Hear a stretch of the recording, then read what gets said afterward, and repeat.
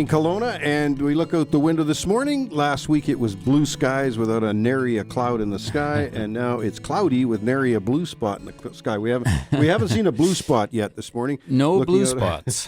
What a change in the weather. But however, I'm still in my shirt sleeves, Ken. I'm not wearing my jacket. You're a wimp. You're wearing your jacket. Well, yeah, of course. But it's, in the morning, this morning at my house was 1 degree. It was so balmy and mild outside. I thought it was April. Outside our place on Rhonda Crescent there. Well, we have a microclimate of warm air and it's hot air actually. Yeah, that's right. It's just right down there in Rhonda Crescent. Yeah, that's right. Lots of hot air there. Okay, well let's do this. Tip of the week. You got her. Well, if you haven't already, and I think Ken's already used this as a tip, but I think it's timely again. If you haven't already done it, it is time to make sure you have winterized your sprinkler system and emptied at least one garden hose to have handy, just in case you have an emergency where you need a hose and you go out there and it's all frozen up. You want to have one that's empty so you can hook it on and get some water. My plant of the week is one of the colorful plants that I've been taking pictures of this fall, and it is my Tom Thumb Cotoneaster. Ken, I'm just in love with Tom Thumb Cotoneaster. It's a beautiful little mounding Cotoneaster that stays put, doesn't get all ranky and lanky and leggy. It's just a nice little plant. And I got 3 of them in a nice arrangement in the front yard, and they're just turning brilliant red right beside my Japanese maple. And if this was television, I would show everybody a picture. I'll show you a picture in a moment after we finish with the tips of the week. Awesome. There you go. Well, I also have a tip and a plant this week, and my tip of the week is that a good number of house plants in your house really look great. And not only do they look good, but they humidify and they help to filter the air in the house. And that brings me around to my plant of the week, which is the chlorophytum, or the spider plant, which is one of the top-rated plants for filtering air. So it's one of the plants that you should have in your house and help keep your air nice and fresh and clean. There you go. That's my tips and plants for this week. Remember to check growercoach.com. Again, there's several varieties and types of spider plant. There's a crinkly leafed one that you gave me a slip of, and there's the variegated ones. Some are variegated with a lighter color inside the leaf, and then some with a lighter color outside the leaf. Then there's a straight green one. How many are there? Come How many? Yeah, there's a lot of different types, and there's even some broad-leafed ones that have much wider leaves, which are really cool. There's I can't remember the name of it right now, but a bunch of different chlorophytums. You can look them up, obviously, and I think I would really like to get some of the other ones that aren't just a skinny leaf type, because some of the wider ones, they have bright yellow stems and nice wide leaves and really quite pretty. So, yeah. Cool plant, and but you don't see those very often. No. The other types. So. Yeah, well, and it all depends on demand, I guess. But there we go. I made a mistake, and instead of my tip of the week, I was going into the Tiger Woods thing. Tiger is playing at the Masters, of course. So are a few Canadians. We've got 3 of them, I think, have made the cut. Yep. Mike Weir and others have made the cut. McTaylor, I think his name is. And but Tiger, I'm a Tiger follower, of course, because I love the whole special story that he's had over the years, and of course he's still in the hunt for another major. He always 3 is. more majors. Yep. To catch up to Jack. He's a contender, is what he is. It's like you can't rule him out. He is. He's a grinder. And now Tiger Woods is sitting in the same position today. After the 36th holes, the second round, he's sitting tied for 17th after 36 holes. Same position as Jack was in 1986, Jack Nicklaus. Jack was 46 years old. Tiger, I believe, is 44. So it's going to be interesting to watch. I mean, let's face it, it's often when you get up in that age-old 40s, once you're in your 40s, you're over the hill. And fatigue steps in. Yeah. And old injuries. Tiger's got lots of them. So there you go. Enough golf. We're going to get back into gardening now. Golfing is sort of a turf-related It is. And thing, I do a lot of gardening when I'm golfing because I'm always making these divots and not in the right spot. I make the divot before I hit the ball rather than after I hit the ball. But anyway, it is what it is. Plant of the week, Eddie's White Wonder, Ken. It's an amazing plant, and the reason I brought it up this week and highlighted it was because back in the day, I mean, not back in the day, but just a couple of weeks ago, we were in the beautiful gardens in Vancouver, the Van Dusen Gardens, and I came across an Eddie's White Wonder, and this wasn't just any Eddie's White Wonder. It's a tree with a real cool history. It's the oldest specimen of Eddie's White Wonder that was bred by Vancouver nurseryman Henry M. Eddy. 1881 to 1953 is when he lived. He immigrated to Canada from Scotland in 1910. That was the year my dad was born. The Eddy Nursery Company, with its retail location on 41st and Marine Drive, was popular with the local gardeners for decades. An active plant hybridizer, Eddy wanted to develop a dogwood with the large flower size of our native dogwood, the Cornus natalii, and the fine fall color of the eastern flowering dogwood, Cornus florida. He made this cross in about 1945 and named the best seedling Eddie's White Wonder. Cuttings were made, and one Eddie's White Wonder was planted at the Eddie's retail location. Now, this was fortunate because the Great Fraser River flood of 1948 hit Eddie's wholesale nursery, causing the original tree and all the other cuttings to be destroyed. Wow. In 1972, Eddie's White Wonder received an award of merit from the Royal Horticultural Society in England and the Reginald Corey Memorial Cup as the best new hybrid.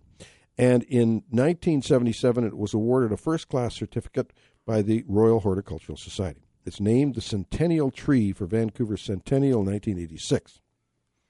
Henry Eddy died in 1953, but his business continued by one of his sons, J. Henry Eddy. In the fall of 1994, this is where it comes in, the Van Dusen, J.H. Eddy offered to have his father's famous tree moved to Van Dusen's Canadian Heritage Garden, where you can see it today. Not only is this tree a survivor, but it is, in fact, the mother of thousands of Eddie's White Wonder dogwoods planted throughout the world. So, fascinating. Yeah. And guess who didn't take a picture of it? Well, I was there. I didn't take a picture of it. Well, you won't want to get a picture of it when it's in bloom anyway, right? Yeah, the fall color's pretty cool, have to go back in May next year. I will. Anyway, that's the story of Eddie's White Wonder.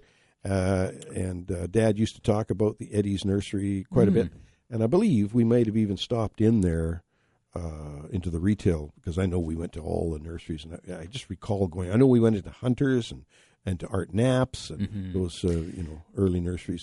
Yeah, we went there when I was in horticulture school back in the 80s. Yeah, we went to the original site and I had a tour there. It was really great. And then went over to Thomas Hobbs' place as well. Yes. The same trip, which isn't too far from there. Yes, right. Thomas Hobbs, right? Yeah, which was a pretty cool little garden center, that's for sure. Very different, very upscale, and he was. I wonder how Thomas is doing. I don't know. Yeah. I haven't heard from him for a while. Well, there you go. There's the preamble and the tips and plants of the week. 250-862-2525. If any of you want to pop in and say hello and ask a gardening question, we're open for business here, and we love to hear from you. I believe our good friend Dan Bruce is going to be calling in today. Yeah. He's got some more information on the yam sweet potato controversy. Oh, good. Well, it's not really a controversy, but it's just a misunderstanding of what it but anyway, he's got more information on it. Good. And I'm going to ask him about that fruit that he served us as a dessert. Oh. It tastes way better than it smells. And I can't remember durian? That's what it is. Oh, yeah. Durian. Yep. Durian. My goodness. Now, that is something else. If you smell it, you don't want to eat it. But if you eat it, you want to smell it, and then you don't want to eat it again. A little clothes peg on the nose. That's what you need. Durian. Yeah, kind of cool. So Dan's always finding these exotic things out there to eat, to put on his table, which is kind of fun, kind of cool.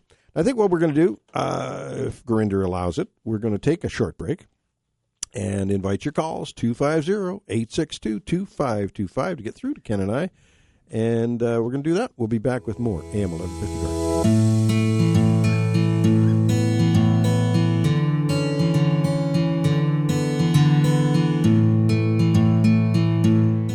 We are back, and Ken and I are here in the studio to help you. The sun is shining. Mm-hmm. It's a beautiful day. I was out spreading nature's gold in my garden, and in our garden, I should say. We have a big load of nature's gold come in. I like to do that in the fall and put the nature's gold on the bed, so all that leachate goes down into the ground over winter, and in the spring, nutrient-rich. Yoo-hoo! The plants are just excited, right?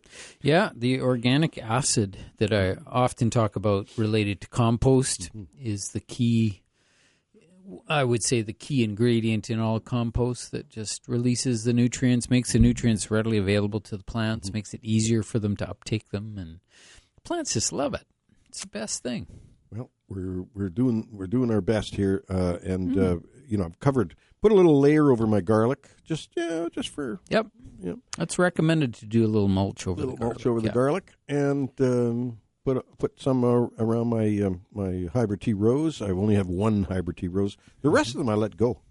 And Ken, that rose that we have, the Olympiad, it's a grandiflora, and it's top grafted. And all the years that we were in business and selling roses, we would often tell people, the standard roses are really not hardy here, especially the hybrid teas and the grandifloras. Sometimes the floribunda types might be okay, be darned if that thing has been living in our garden on the south side of the house. Close to the house on the south side, right? Close to the house on the south side. We never cover it. That's a whole zone difference. It's warmer. There you go. Yeah.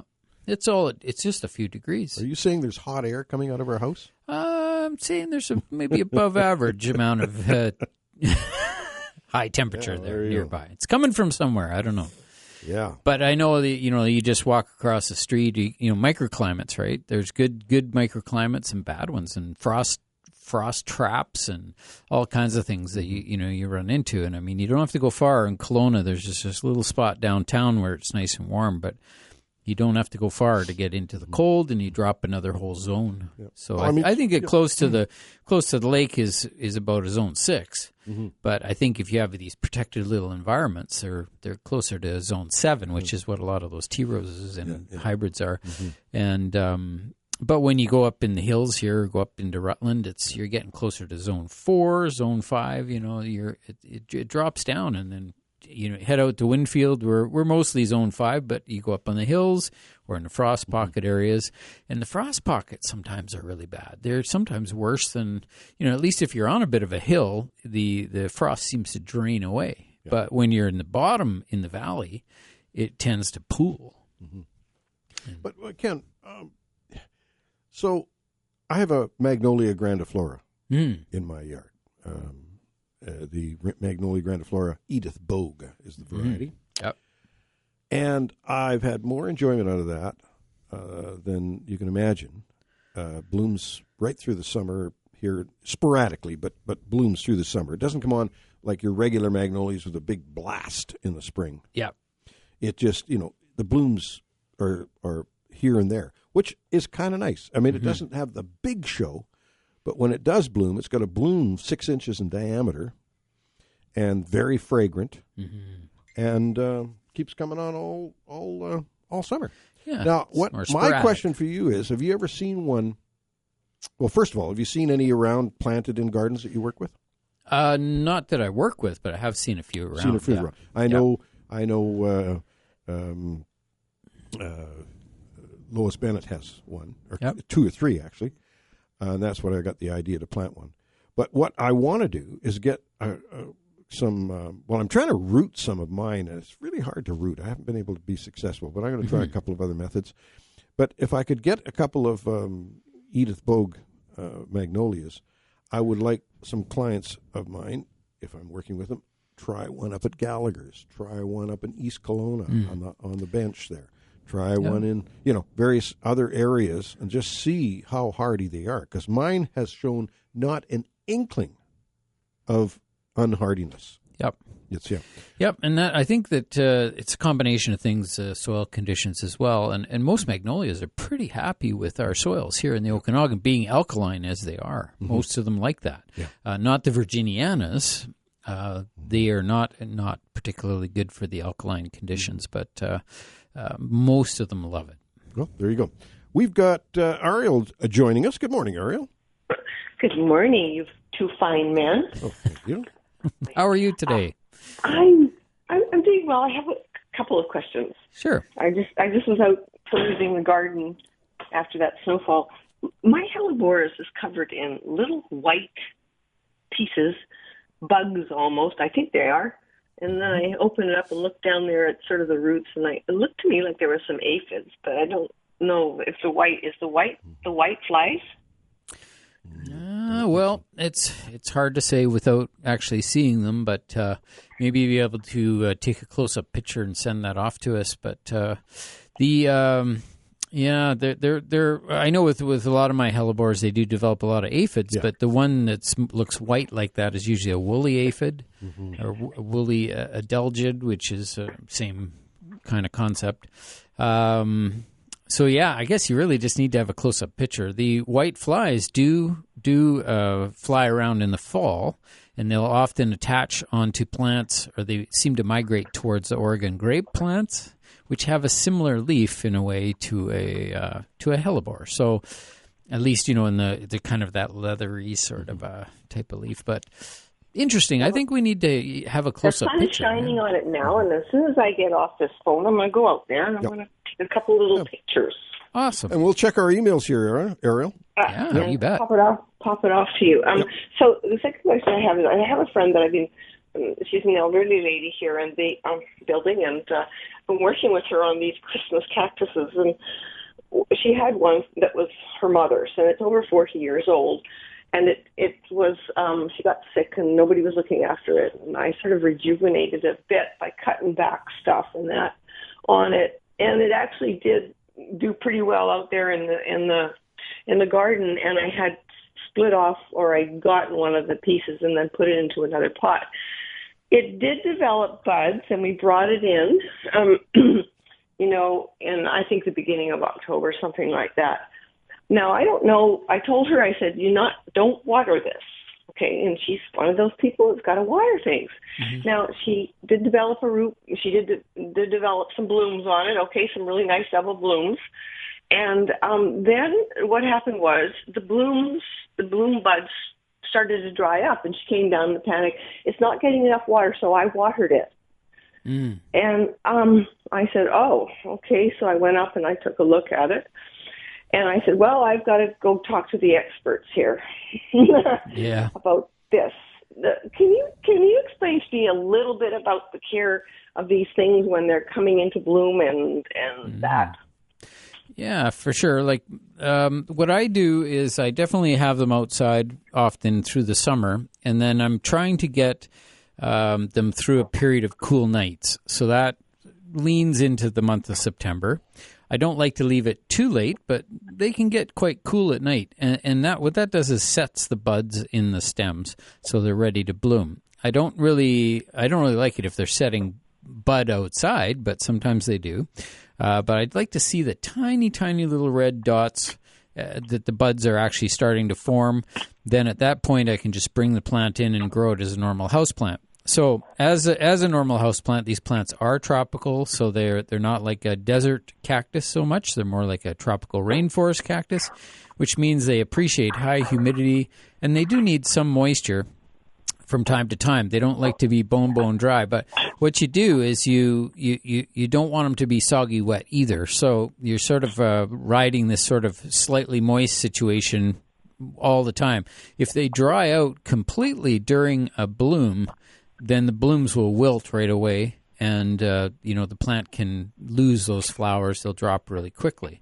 So I always find that when they're in bloom, I like to keep them relatively regularly watered. So I just feel the soil, put my finger in about an inch or so deep and try to get a sense of the moisture level. And if it's questionable, I just give it some water. But I don't overwater it. Like some plants, I'll just water it just enough to get by. So I'll water it lightly, maybe 3 times, and that'll get a soak maybe down a few inches or so. And then I maintain that right through. And then at some point, again, I'll give it a good soak and then let it dry out. So I like to just let them dry between waterings ultimately, but just not bone dry. Well, okay, maybe that was a mistake we made. And what about the Crassula ovatus? I've got 4 of them in here, and they did fabulous out in the summer. They got 3 times bigger. Oh, nice. So you said, I think, at one time that they don't need really any water during this time. Yeah. Yeah, with all these succulents, like even this Christmas cactus is a succulent. So what that means is that the leaves will puff up and they'll be turgid, nice and full and plump and full of water. And that's telling you the level at which they're holding water. And then as soon as those leaves start to shrivel or shrink a bit, then you know that they're at that point where they're starting to feel the pain of running out of water. So that's the symptom. So even if I have a Christmas cactus or a jade plant or whatever the plant is, I just observe those leaves, and when they start to wrinkle a little bit, I know, well, something's going on.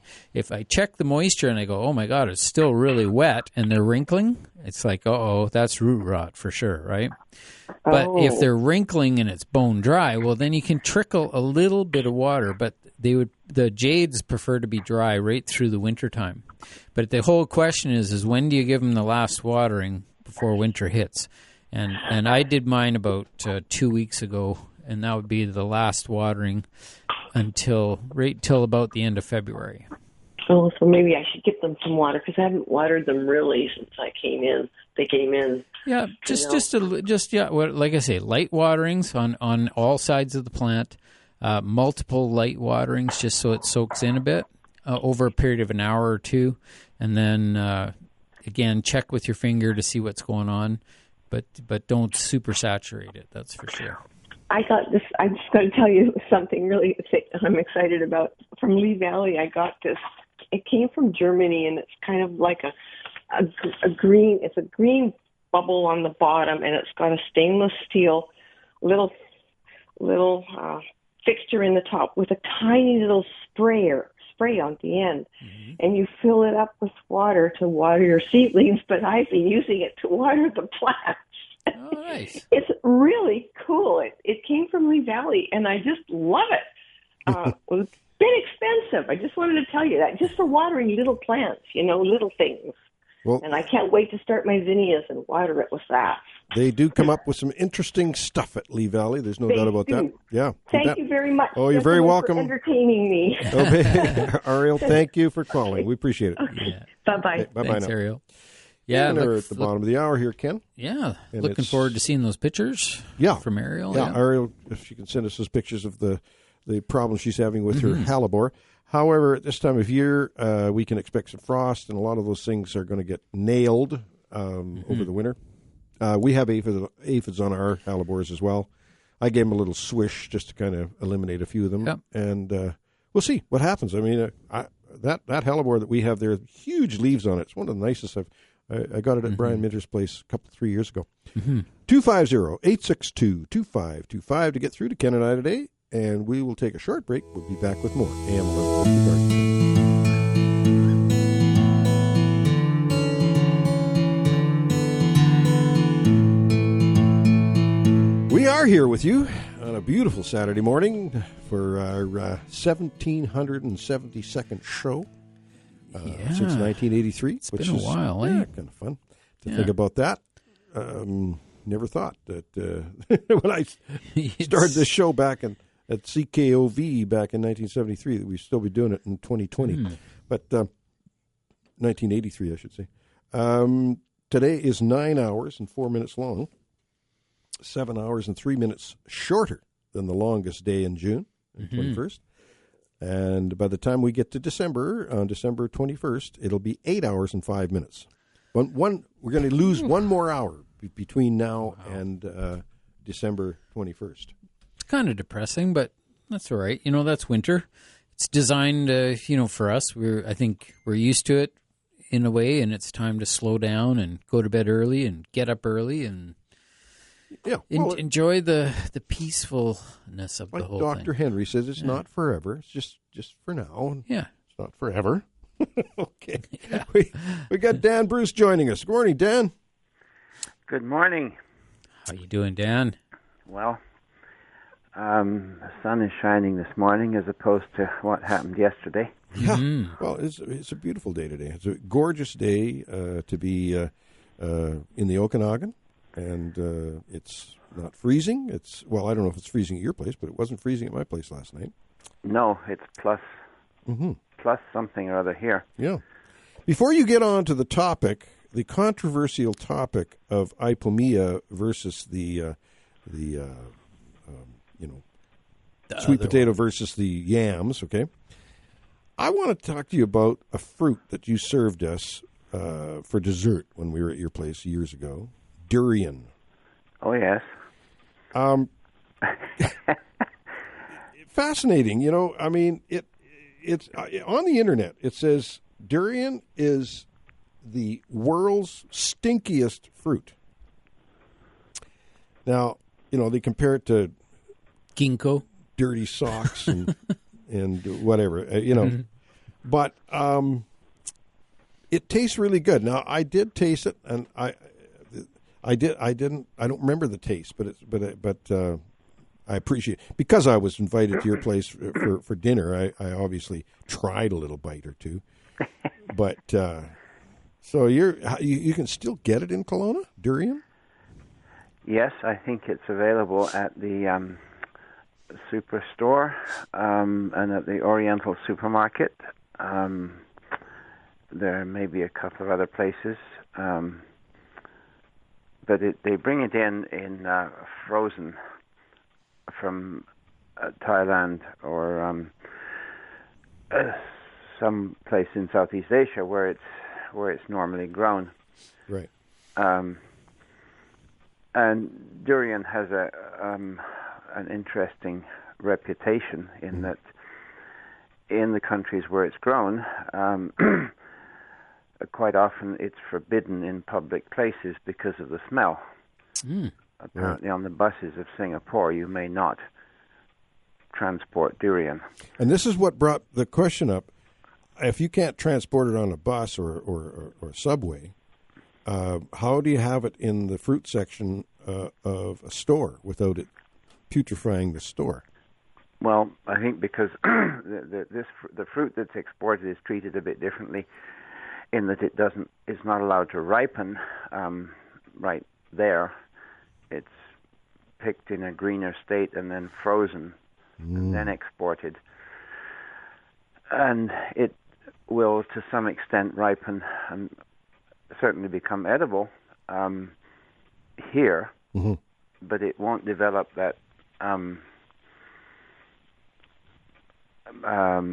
controversial smell. Yeah. Now, Dan, before we leave durian and get on to your chosen topic today, the durian, it's saying here. Now, this is what blows my mind. The more I, am interested in horticulture and botany and whatnot, this blows my mind. The durian is the fruit of several tree species belonging to the genus Durio. Yeah. There are 30 recognized Durio species, at least 9 of which produce edible fruit, with over 300 named varieties in Thailand and another 100 named varieties in Malaysia. You talk about plants. I mean, holy man. Doesn't that it just blows my mind? Well, that is the point, and there are many, many, many species out there. Some of them are very similar, and some of them are very different. But what we see in the supermarkets here are limited, to say the least. Mm-hmm. Mm-hmm. Yeah. Yeah, I think even like mangoes, we only get, I think, 2 types of mangoes that you see here, and there are a lot of mangoes. Two common ones, yes. Common ones. If you really search, you can find maybe another 2 on top of that. But I mean, growing up as a kid in Jamaica, there were at least 10 different mango varieties, and they were all sold in the markets. And I mean, as a kid, I could look, at 30 paces and tell you what variety that was and whether it was worth eating or not. Some of them were, some of them weren't very good. Well, Dan, tell us more about sweet potatoes versus yams. Well, it's an interesting thing. This isn't so much a controversy between the yam and the sweet potato. The sweet potato, Ipomoea, is a native of Central and South America, and it was cultivated there millennia ago as a food plant. But what is really interesting is that this root crop made it out into the Pacific, right the way across the Pacific, even unto as far as New Guinea, in pre-European contact time. And we've all heard about Thor Heyerdahl and the Kon-Tiki expedition, and how he had this theory that the Aboriginal American peoples traveled across the Pacific by raft. And we've all heard about how traditional science has poo-pooed that idea and, dumped all over Thor Heyerdahl. In actual fact, we've got evidence that there was trans-Pacific contact. Now, I'm not suggesting that a raft from South America made it all the way to New Guinea, because that's a bit absurd. But certainly from hand to hand, from spot to spot, the sweet potato made it across the Pacific. And what's interesting is that in the Pacific Islands, the name for this plant is kumara, or something very, very close to that. And that is the word that is used on the west coast of South America. So the plant and the name got spread across the Pacific by Aboriginal watercraft. Wow. But there's a little corollary to this, in that it wasn't apparently all a one-way trip, because there is increasing evidence that chickens made it to South America long before Columbus ever did. Interesting. What are chickens? Where are chickens native? Is native of Southeast Asia. So chickens grew up in the shade of the durian tree. Maybe they ate durian, which makes them taste so good. Anyway, there is undoubted evidence, concrete evidence, that the chicken was known in South America, at least on the west coast of South America, before the Spanish arrived there. And those who are into the chicken business will know about the Araucanian chicken breed, which lays blue and pale green eggs. And those are from Chile. Interesting. Apparently the descendants of chickens that were brought across the Pacific thousands of years ago. From Southeast Asia. Yeah. Wow. Interesting. Well, that is fabulous to learn this stuff. But back to the. Did you have something more to say about that, or I'd like to go back to the fact that people call sweet potatoes, or some types of sweet potatoes, yams. We can go back to that, sure. Yeah, and they call them yams.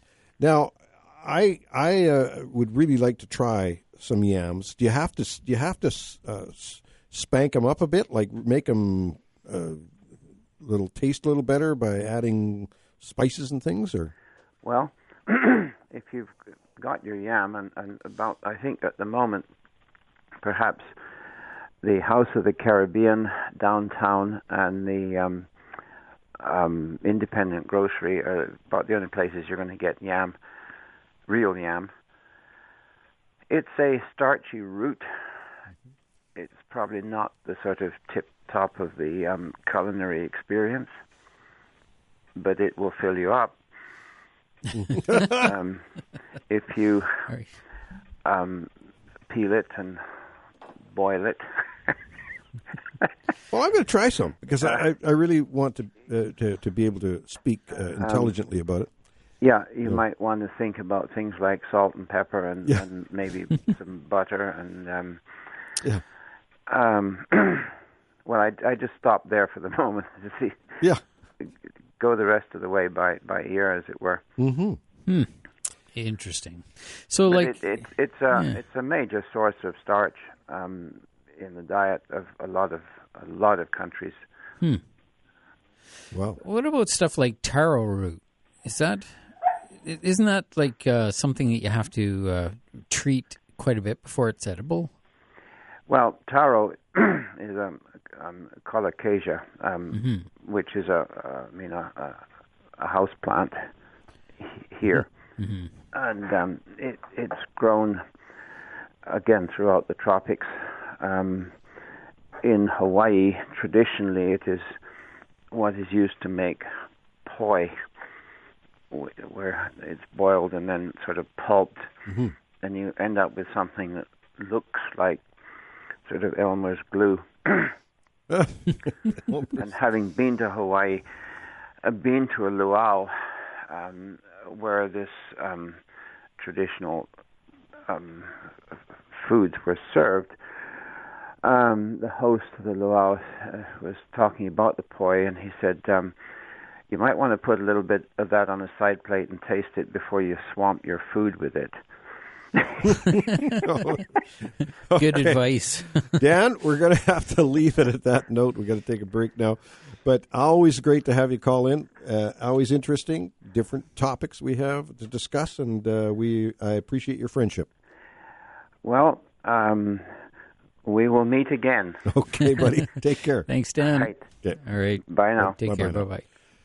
Yeah, There you go. That was an interesting conversation. Yeah, We're going to take sure. a break. This be like we do every 15 minutes. Do invite your calls. We've got some time left in the first portion of the show. 250-862-2525. We'll be back with more AM 1150 Garden Show.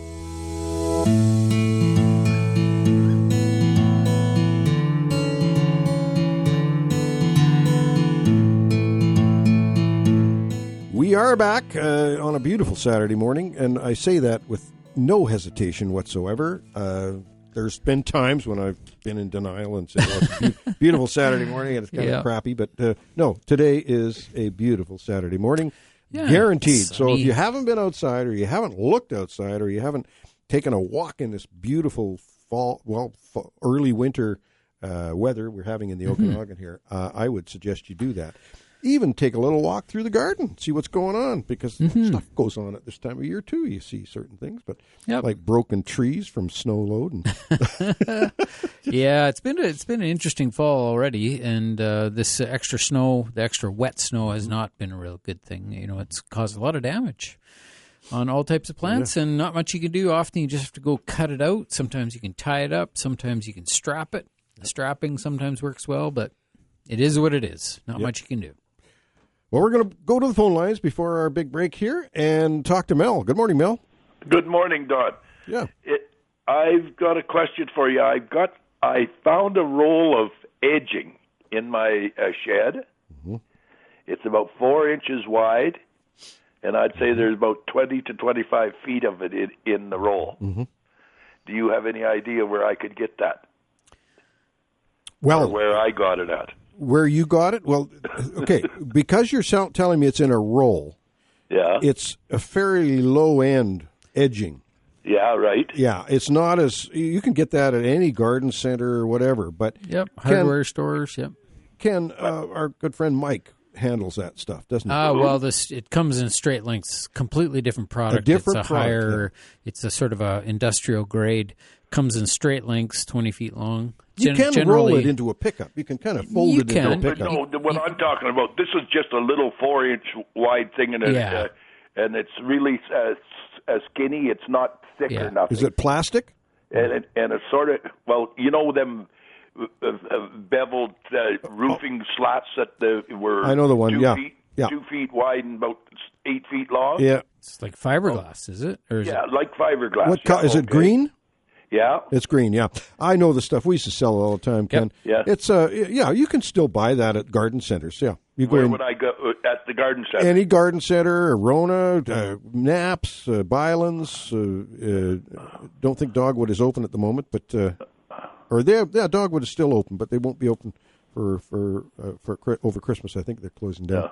But just check the garden centers and you'll see them. Okay, great. Very good. You betcha, Mel. Thank you. You're very welcome. Good luck. Have a good one. Bye-bye. Bye-bye. Yeah, we got 5 minutes here left on this portion of the show, Ken, and there's no calls. So let's just talk about edging. And the like I've been buying that brown edging that It's a bender board. Bender board it's called. Yeah, it's a different product. It's really good for curves and turns, and it's very difficult to install straight. And so that's one of the issues with it, I find anyway, is that, depending on the skill of the guys who are doing the installation, is that you generally have to be pretty particular if you want it to be nice and straight. If you're doing curves and turns, it's great, and that's where the name bender board, I think, comes in. Yeah. If your straight stretches are not super, super long. And it's like anything. I think that it's probably one of the better products. I mean, it's going to last forever. There's no doubt about that. The black edging is available in all different grades and different sizes and rolls, but the straight lengths are more like the industrial grade stuff, which is of much better quality. And when it's installed, the ones we get are 6 inches instead of 4 inches, so they're a little deeper. And when you put them in, the bead at the top, which is it almost looks like a black poly line of some sort, that needs to be rested right on the soil surface.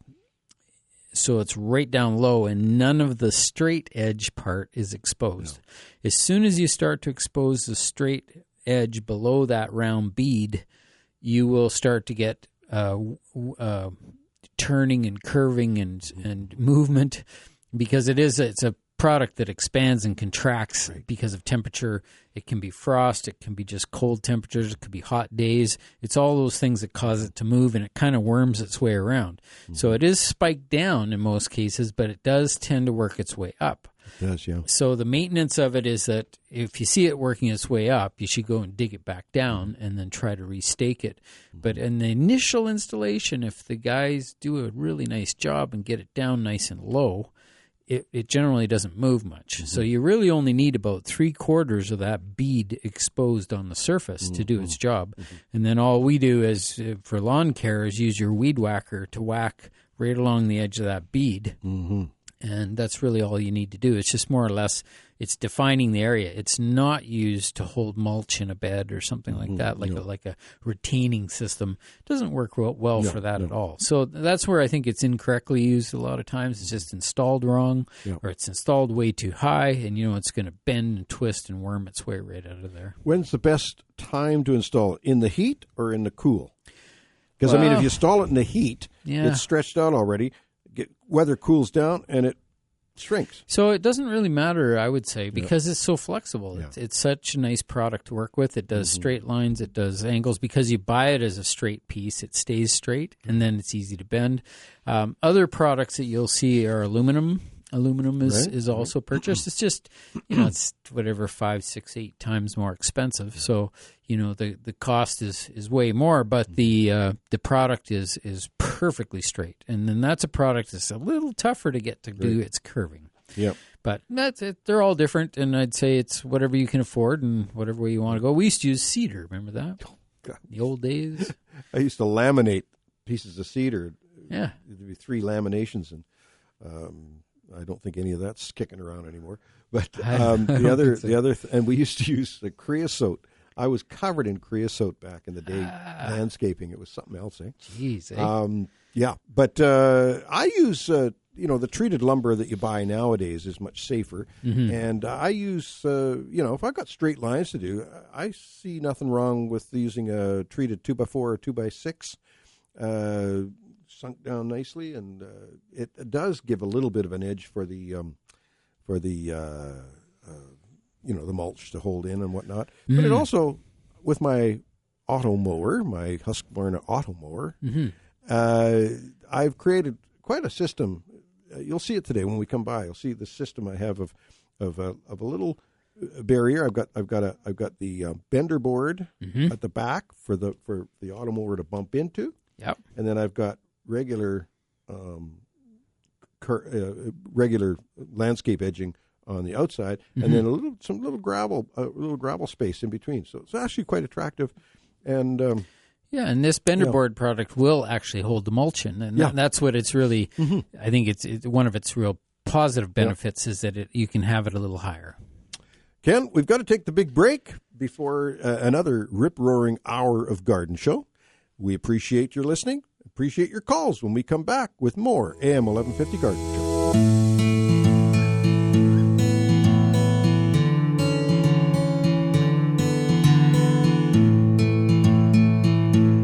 Well, we are back with you on a beautiful Saturday morning, and before I got here this morning, I went, as usual, my morning visit to my greenhouse, and looking at my plants and checking things out. And I am telling you, I'm having so much fun with the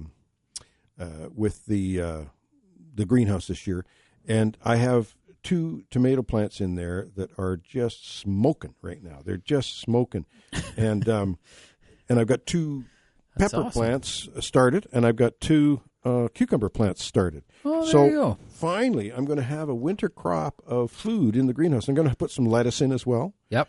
And I'm not doing spinach. It just seems the spinach is an aphid hound for some reason in the greenhouse. I just I want to get in touch with the bug lady or somebody and get some beneficials into the greenhouse because I think that's going to be a nice balance going on.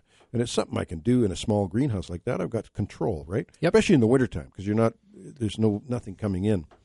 But the beneficials have to have something to eat. Yeah, I mean, how's that it working? depends on what they are, which ones you choose. Like, and some of them come, I think, as eggs as well. Mm-hmm. Which, I think you're going to have to find out what's available, what form it comes in, and then you'll know how to release them. And they'll come with instructions of what to do. But you do need to have some sort of source. So that'd be the first start. But it'll be interesting to see if they don't just die out once they eat everything. It's just in nature, these beneficial insects won't even come near you if you don't have a pretty decent infestation. Right.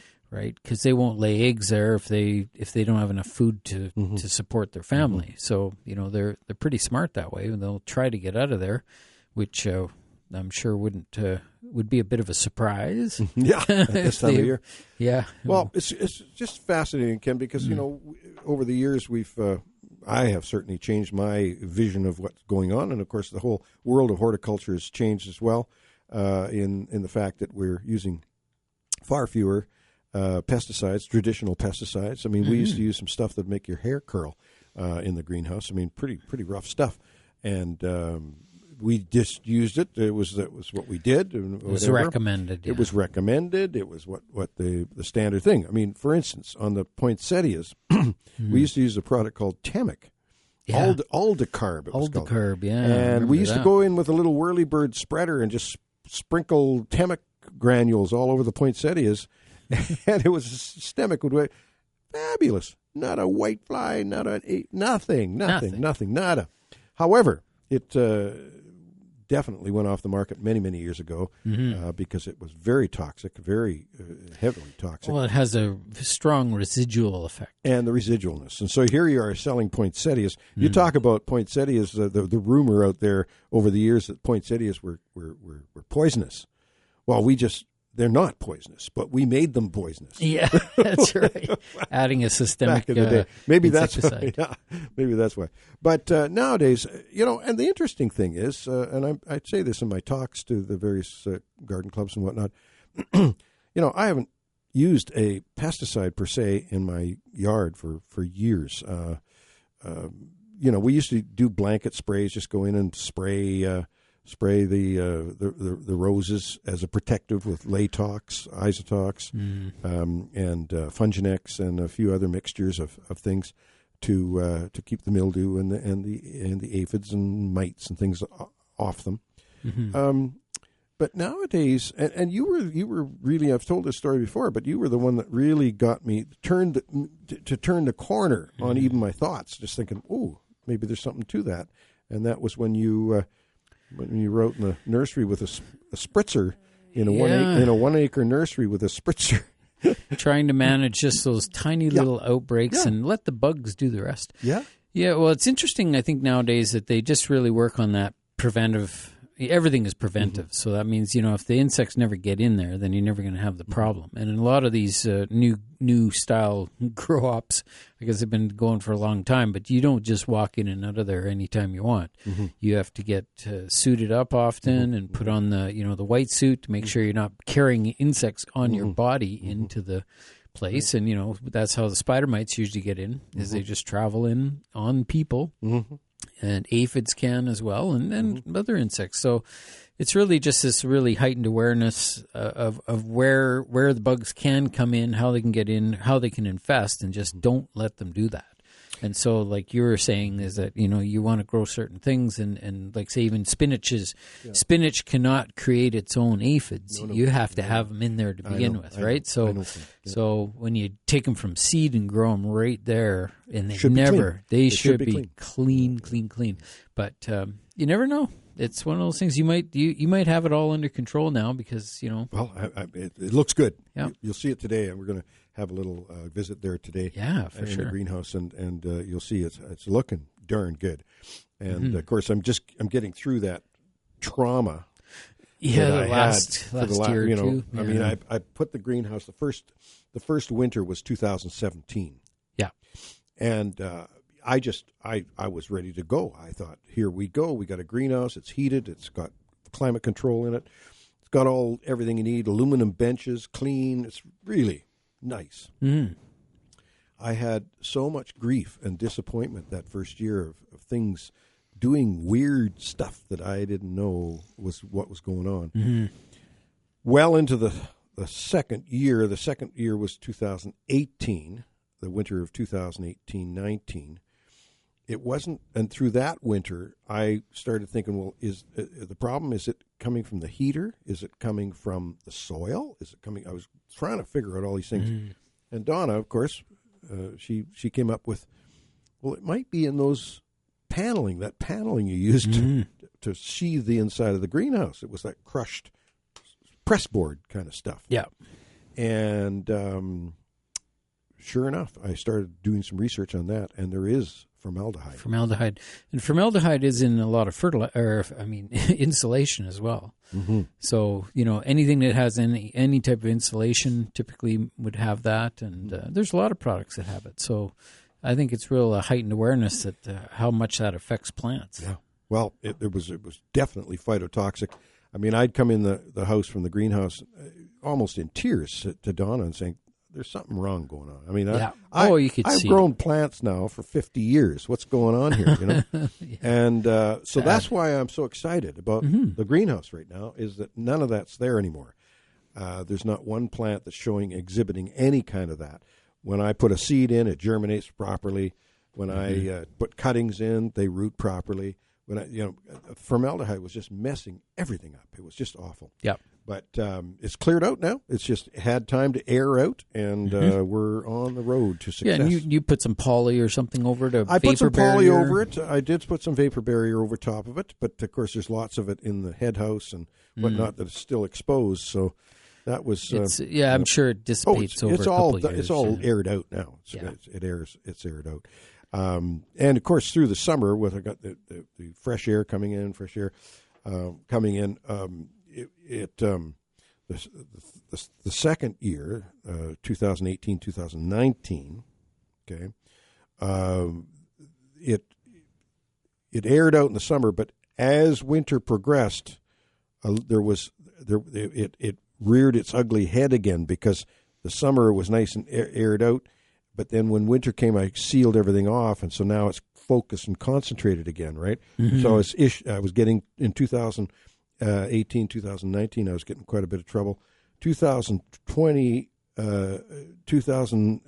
2020, which was last winter. Big improvement, but still a little bit of stuff going on. Yep. This year, nothing is going on. Cross my fingers because it could, now that it's sealed up, there could be a whiff here and there showing.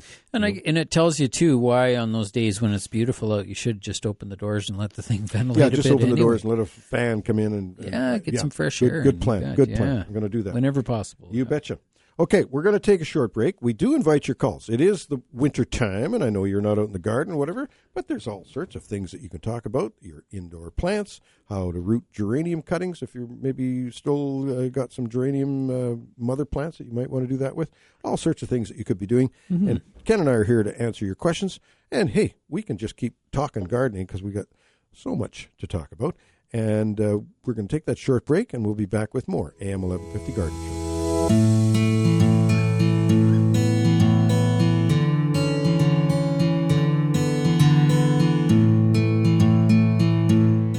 We're back, and we've got Donna giving us a call. Good morning, Donna.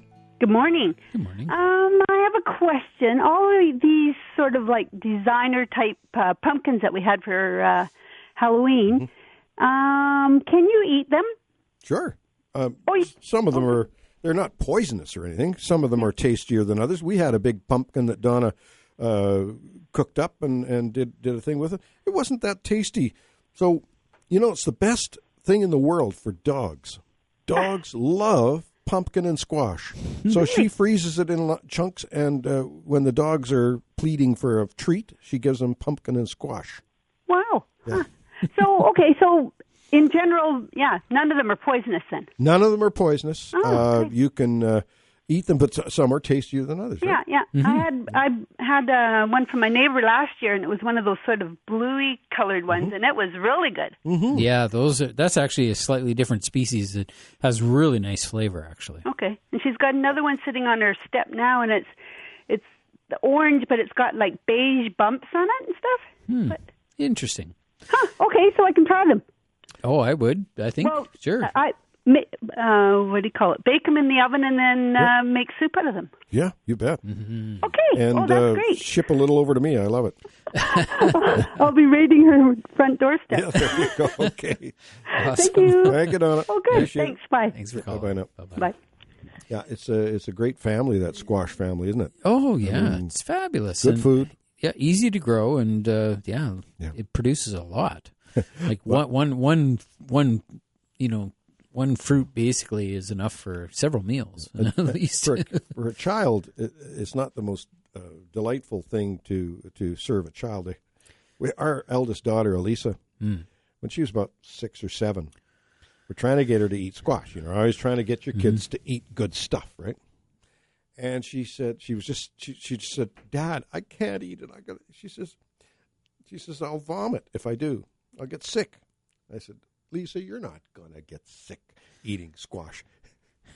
One mouthful and blah. right at the table. Yeah. It was so funny. It wasn't funny. Well, it was funny in a way. It's what happens with kids. But she didn't put enough brown sugar on it. That's the problem. It was all in her head. It was just the look of it. It just didn't look. It's kind of scary looking. Yep. I can see that. What are some of the foods that you love to eat and hate to eat? I'll tell you. I'll tell you one thing. Kale is starting to bother me. Why? I just don't seem to like it. Donna's been trying to feed me kale in a salad, and it's nothing that I'm just, isn't this beautiful, this kale salad. But I love Brussels sprouts. I love broccoli. I love squash. I love some of the other things that some people don't like, but kale. What's a nice combination is the turnip or rutabaga with carrots. Yes, that is a nice combination. That's a nice combination. Lightly cubed. Maybe a few peas added in. Could be. Yeah, a few peas. These are all good. Now you're making me hungry. I know, but that's nice to be hungry on vegetables. It's a good thing. And it's a good year for carrots. I think we did really well in carrots this year. It was I'd say first time really since we've moved into that house, which has been, I think, since 2007, so quite some time. And we haven't had a real good crop, and I'm sort of leaning towards the weather conditions where it must have been weather conditions, and we were trying different varieties too. And what's your soil like there? Well, we were in raised bins, so with raised bins, it is whatever we decide to put in them. So this year we're adding a lot more leaf mold. Because we have I've been collecting my leaves in buckets over the last couple seasons, so I just have to get somebody strong enough to actually lift them up and move them. They're getting a bit of water in them now too, just from the last snow, and so I got to get them up and get them into the gardens, let them sit over winter. It's already rotted for a year, so it's starting to break down, make some nice leaf mold, and man, does that feed those worms. The worms just go crazy for leaf mold. The worms are great. Worms are great. 250-862-2525 to get through to Ken and I if you want to join the conversation. We're talking gardening, of course. That's what we do every Saturday morning here on AM 1150. It's a pleasurable thing to do. I enjoy coming in on Saturday mornings, Ken, and sharing our information and that. I've learned so much from you over the years, and ditto, Don. Well, it's just kind of cool. It's good, good combination, and what I'm going to do right now, though, is just have a look at my notes because I'm telling you, we've got... I'm still looking for a pachypodium. I could use a pachypodium. I could use one really bad. Really bad. Really badly. So if anybody has a pachypodium that they want to sell... It's a plant. With the spines up the stems. It's a spiny thing. And if you're tired of the spines and that, and you want to share... It's really a palm tree, is what it really... I think they look like a palm tree. Well... I wonder how big they... Oh, yeah, that's right. They call them Madagascar palm. They get to be huge, right? Yeah, they do call them that. Yeah. 250-862-2525 to get through to us today. And we've got Wayne joining us. Good morning, Wayne. Yeah, good morning. I heard you talking about insects, etc. this morning. Well, I'm wondering about ants. Do you have a method of getting rid of the ants from out in the garden? And now they're spreading into the house type of thing. Yeah. Well, baby ones. There's lots of products on the market that have borax in them. And those borax products, the ants actually take them back to the nest and kill the nest out. And they've been quite successful if you're diligent with them. Keep it up. There's little ant traps. Those are sugar ants that are coming in the house, and they're foraging. They're looking for food, right? Yes. And they can be a nuisance. They don't do any harm out in the garden to a degree. They don't do lots of harm, but they certainly don't want. Most people don't want them in the house. Unless there's just a few of them. But try the ant traps. Well, we have, and we've tried even this borax with sugar, and it seems to help for a while, but then we, another 2 or 3 weeks or whatever, they come back again, especially into the house. Well, in the garden, we can't seem to eliminate them at all. Well, try some, I'll tell you what, try some diatomaceous earth in the house. You can use that safely in the house. Diatomaceous What would we do with that? Just spread it around, the edge of the along the baseboards, and where you see the ants foraging, and you'll see the trails of ants, right? Right. Yes. That's where you would use it. Any other ideas, Ken? What we notice is that we'll get rid of them in one spot, say in the kitchen, for a while. Then they jump up into the bedroom the next time we see them, and then maybe 2 or 3 weeks later, they'll be in the bathroom. They seem to, and we kill them all off, and but then they seem to sprout up in different areas. Yeah, they're getting in. They're finding a way in, and that makes it difficult because then they actually sometimes even start to nest right in the walls.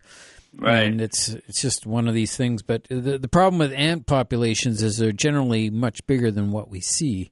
There can be millions and millions of the ants in the one colony. And so, if you kill off a couple 100,000, it doesn't really make much of a difference. That's what we're finding, yes. You might, though, find some of these residual sprays with tetramethrin in them and permethrin. There's a couple of residual. I think it's tetramethrin. Yeah, you're probably even good just to contact one of the structural pest control companies, and they might be able to help you with that, because they specialize in that sort of structural pest control.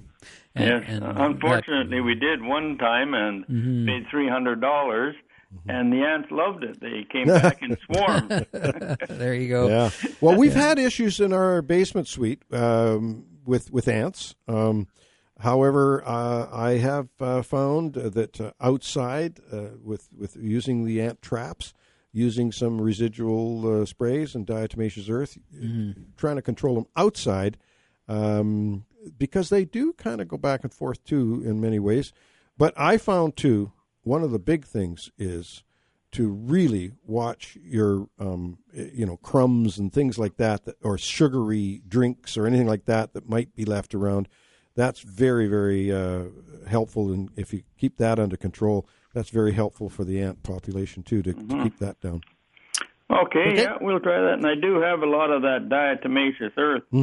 I bought some time ago. Yeah. Didn't get a chance to use it for other purposes, but we'll maybe try that around the house too. Yeah. Now, my brother-in-law, Don Stolz, worked for the city of Kelowna for many, many years, and he was in that department where he was his job was insect control and whatnot. And he found that diatomaceous earth worked very well on ants. I wouldn't have thought so, because it's not a soft-bodied type of insect. Usually that's more for softer body things. But Donnie said it worked like a darn for ants. So just try that. We will, for sure. All right.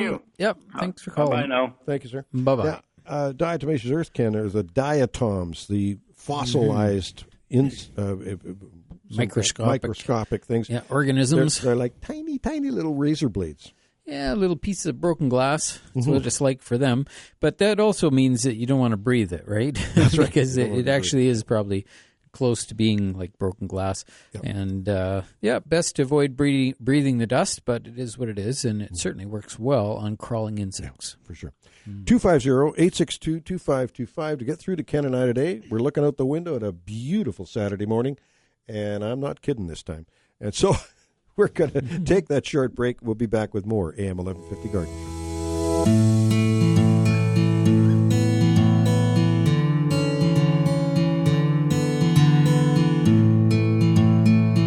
We are back with you on a beautiful Saturday morning, and we do invite your calls, 250-862-2525, to get through to us today.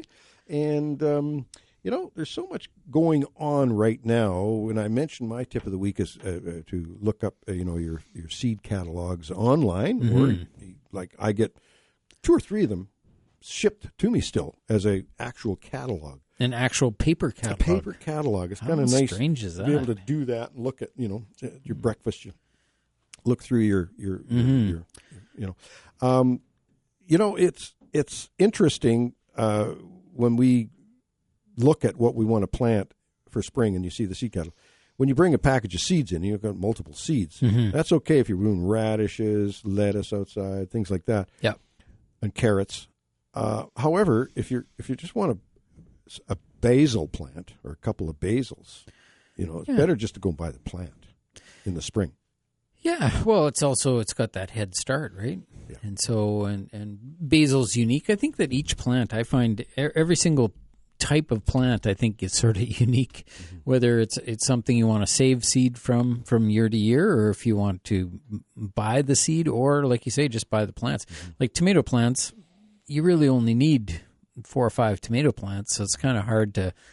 But I'm a strong believer in getting the right variety, which is really hard to do when you're buying the plants. They seem like the tags get mixed up.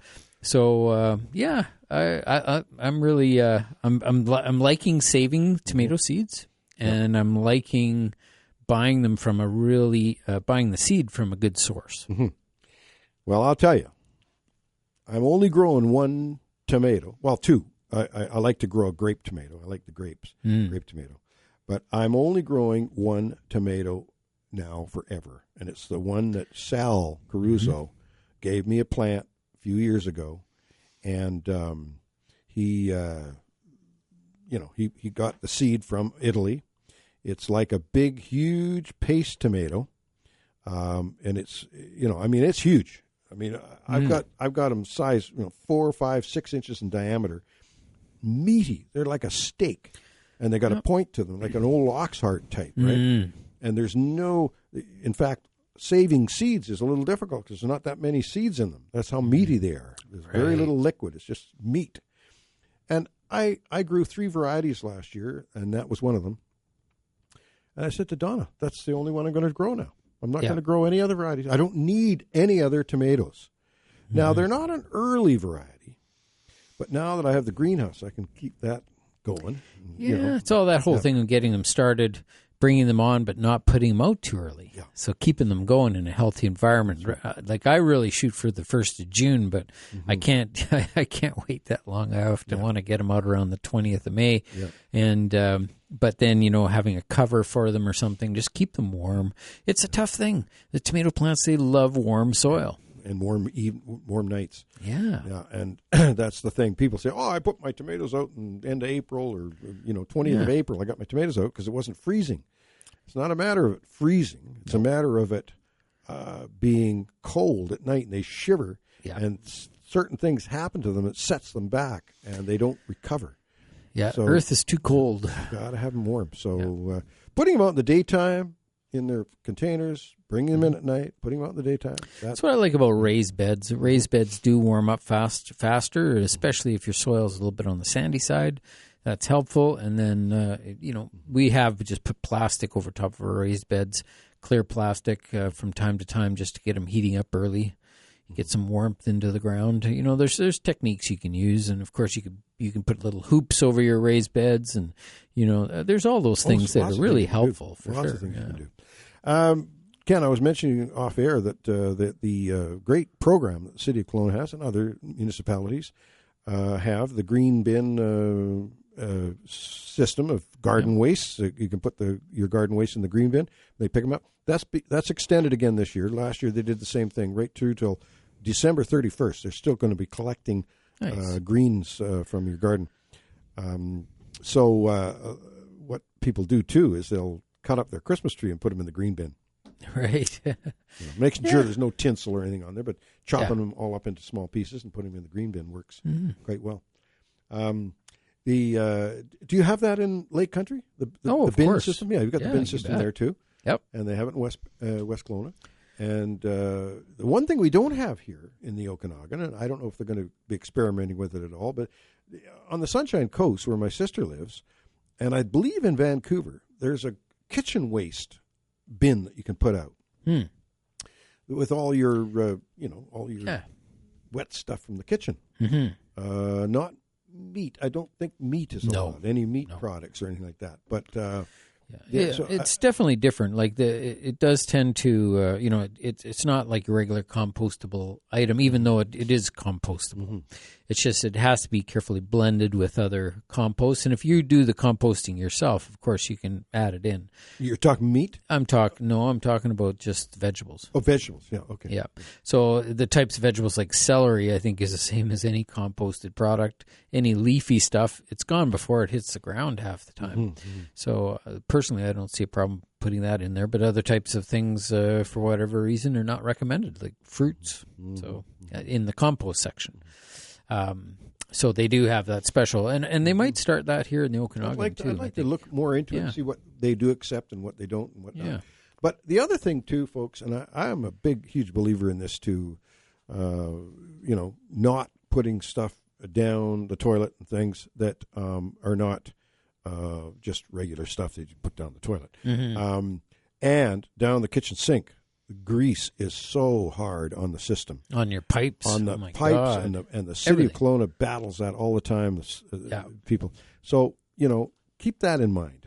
Don't be flushing floss, that sort of stuff. Just really keep in mind what goes down there because it just doesn't disappear and go into some magic heaven for, waste materials.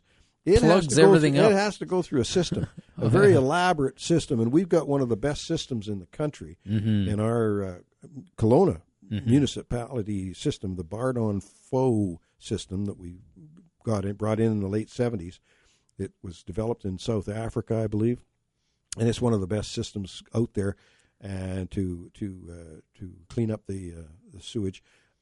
But it's still garbage in, garbage out is really the old saying, and so you really want to be careful and keep that in mind when you're putting stuff down the drain, whether it's the toilet or the sink. Just keep in mind where it's got to be looked after as it goes through the system. Okay, 250-862-2525 to get through to us today. We've got a slow day for calls, but that's okay. We've always got something to talk about. I want to wish my beautiful, lovely granddaughter, who just will be turning 12 on Monday. Just seems like yesterday, Ken, on this very station, we were sitting here at this very desk celebrating her birth in 2008, I believe it was. 2008. She's 12. So, 2008. Good. I got that right. The worst part is if you forget your anniversary. Forgetting a granddaughter's birthday might not be as bad. But anyway, Ellie, happy birthday. You're turning 12. I can't believe it. You've turned into a beautiful young lady, and you're smart. You've got all sorts of things going on. You're athletic, and it's awesome. Grandpa's proud of you. And there you go. Happy birthday. Yeah, Ellie. Yeah, that's awesome, Ellie. Very nice. Ellie Ann. Yep. And so I'm going to, just before we take this break, I think we can probably go to the phone lines. And I'm sure that we have somebody on the line here. Oh, yes. Is this Wayne? Good morning, Wayne. No, not Wayne. Oh, we're going to take an early break. Okay. There we go. We're going to take an early break. We got it. And we'll be back with more AM 1150.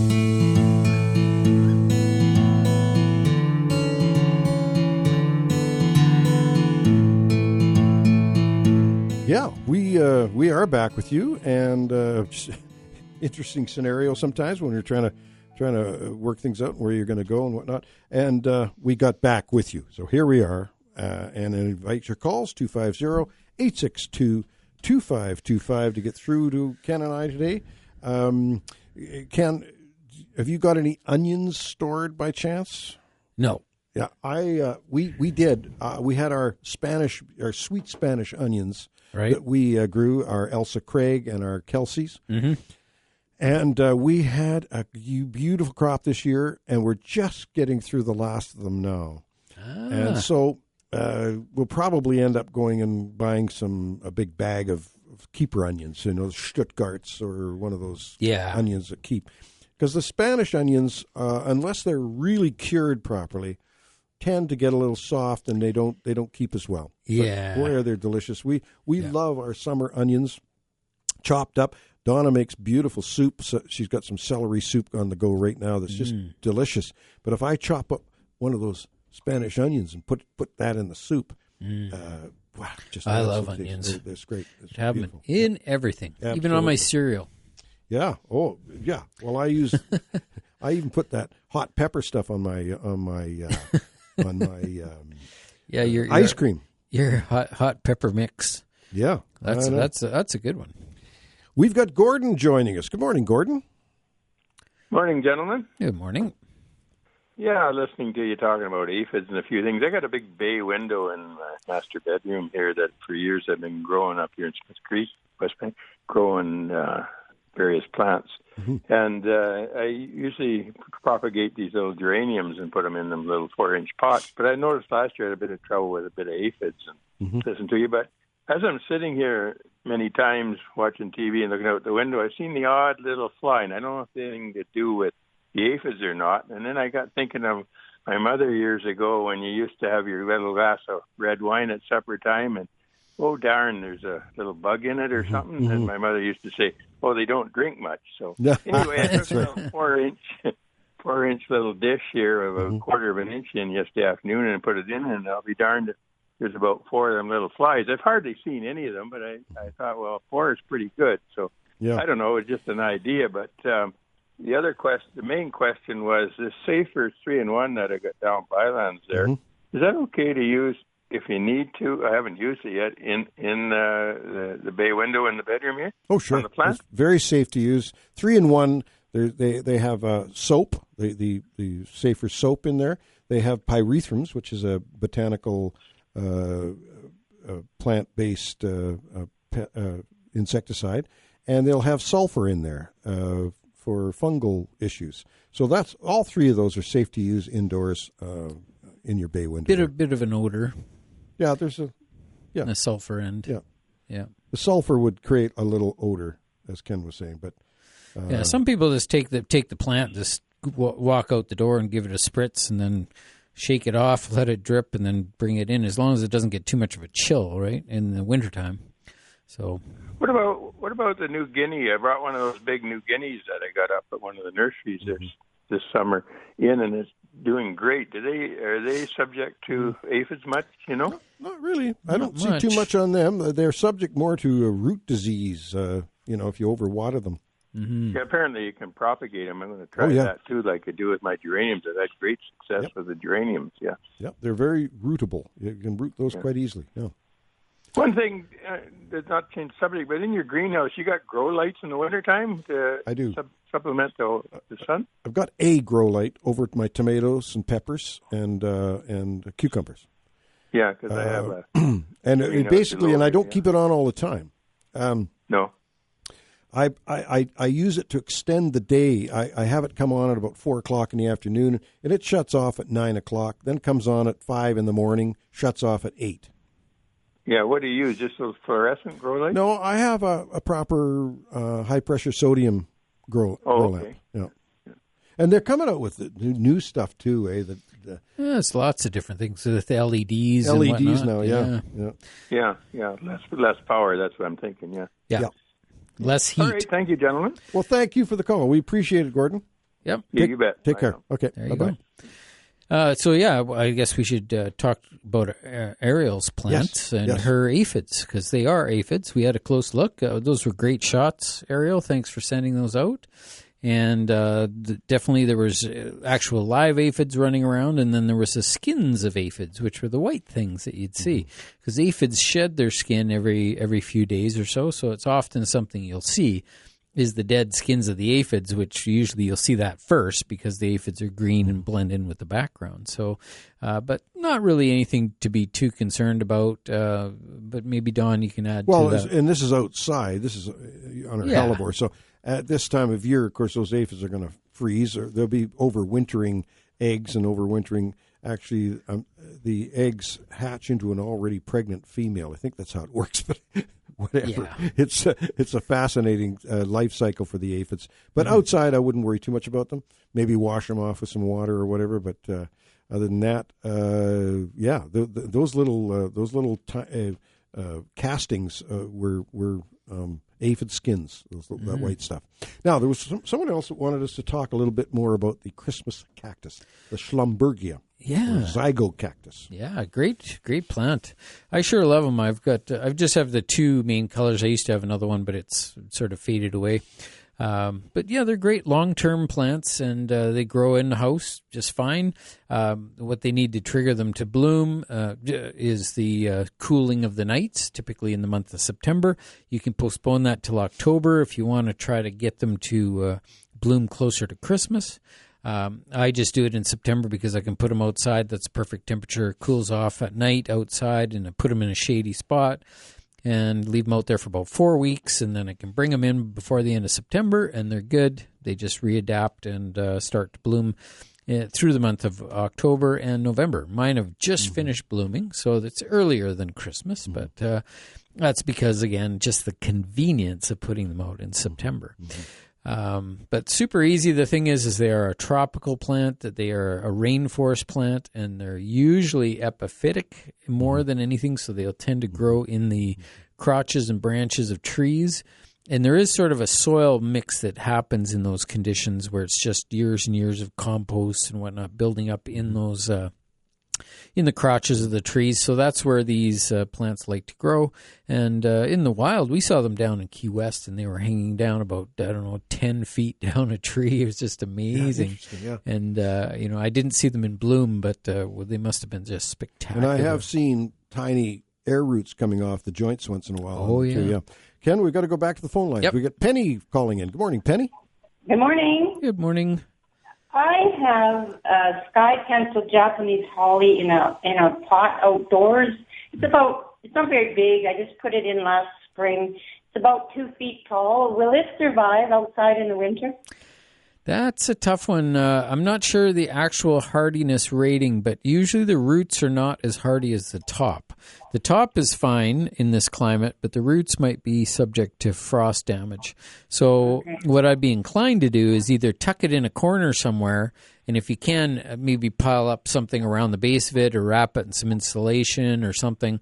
If like I say, if there's a sort of a southwest corner outside that you could just tuck it in and maybe bury it up a bit along the base with some mulch or some soil, that would help to protect the base and keep it happy through the winter. And remember to give it some moisture through the winter because they are evergreen.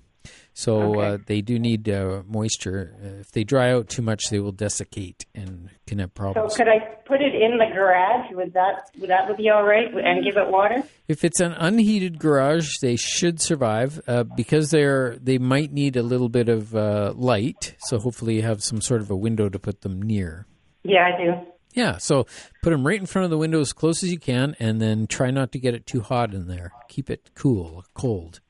Yeah. I don't heat it, so. Yeah, it should be that. That's a much better idea, just because then you don't get that desiccation. Plus, you can go out and quite easily give it water, so you can water it pretty much freely as it looks like, or it looks like it needs water. Just go ahead and give it watering, and it'll be happy with that through the winter. But you won't be able to put it out until you get right into probably the end of May sort of timing, unless you are very careful the way it goes out. Okay. All right. Thank you very much. Yep. Thank you for the call. Thanks Appreciate for it. calling. Okay. Bye-bye. Bye-bye now. One thing I'd like to do is form I'm not a clubsy guy, but I'd like to form a little group of people that have year-round backyard greenhouses. So we can, once this COVID thing is over, we can actually have little greenhouse parties, little greenhouse get-togethers. And just visit each other's greenhouse. I've thought of that. Yeah, it'd be fun. Anyway, there was a big concern, of course, this year that with the COVID thing out there, and that the kids are quite concerned about the fact that Santa is maybe not going to happen. But Bonnie Henry has reassured us that Santa is immune to COVID-19, and that he will be showing up at the homes. Now, he doesn't come he's not going to be doing his appearances at the Bylands, and he's not going to be doing his appearances at the... So he's got to reduce his appearances a little bit. Santa is immune, and he will be there for you kids, so don't worry about that too much. I was really quite concerned myself. But fortunately, Dr. Henry has reassured us that everything's just going to be fine. It's only for a short time, not a long time. And we're in it together. There you go. Yeah, let's just try not to get any worse than we are as things start to increase. We have to all be diligent and do our duties, and make sure that we wear our masks when we're out in public and stay away from people as much as we can. It's a tricky one, and there's a few people out there don't want to do that. I know. So it's like, super spreaders they call them. Yeah. We think aphids and whitefly and rhizoctonia and things like that are tough to deal with in the greenhouse. Yeah, you get 2 or 3 of them in a greenhouse, and it slowly spreads. Next thing you know, it's an epidemic. Oh, yeah. Well, that's exactly what's happening with this virus. So got to be careful. We're going to now give our tips and plants of the week. Okay, I'm going to find my tips and plants. My tip, of course, this week is the 2021 seed catalogs are available online. So have a look, see what's new and exciting for next year. And my plant of the week is the Cornus Natalii Eddie's White Wonder, one of my favorite dogwoods. Ken, you've got a couple of other dogs that you're quite interested in, too. Maybe we'll talk about them next week. You betcha. Eddie's White Wonder's a beauty. There you go. I also have a tip and a plant. My tip of the week is that having a number of beautiful houseplants in your house not only looks good, but it also humidifies and it helps to filter the air. And so that leads to my plant of the week, which is the chlorophytum, which is a spider plant. And all the spider plant family are known to be one of the best for filtering air. So it's always nice to have a few of those growing in your house. Plus, they're easy and quite beautiful as well. That's my tips and plants for this week. Remember to check growercoach.com and remember to go to YouTube and check Grower Coach on YouTube because we have a bunch of videos.